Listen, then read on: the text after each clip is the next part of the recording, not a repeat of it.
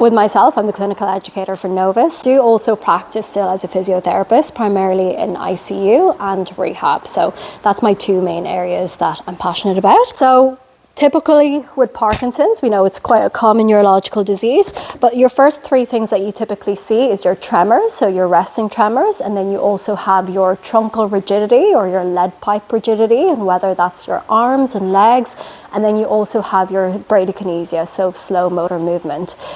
Specific or goal-oriented training provides better outcomes from a motor skill acquisition, and even better is what they're seeing now is that mental practice can also facilitate better outcomes with task-specific training. What's emerging of late is that they strongly recommend against your resting splints and your wrist extension wrist splints, particularly for the clients that are actually showing some prognosis or potential in engaging in active therapy. So entry systems, you want level flooring, and you also want to measure not just room width, room height, but also the equipment within that space, whether it's the bed, powered wheelchair, etc.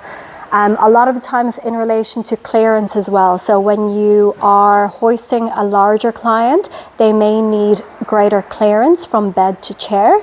And that is something worth considering if you're going for a 4-point or a 2-point, especially if they have ceiling height restrictions. So clients with cervical dystonia or claustrophobia, a lot of the times with the 2-point bars, it can be more enclosed that they find it quite uncomfortable, especially if they have a high back sling.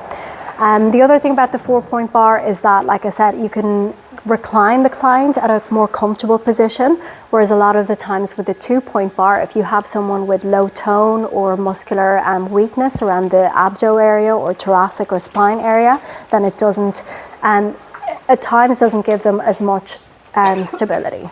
And you can remove the 4-point bar as well in case you want a 2-point bar. So I'll just show you. There we go. Yeah. Stitching of it is that it redistributes their weight evenly throughout the leg straps around the area because of the way it's designed, and even through here you can see is that it evenly goes all throughout the actual sling in itself. They have a huge risk of slipping through that opening. So with the straps in itself, you can crisscross it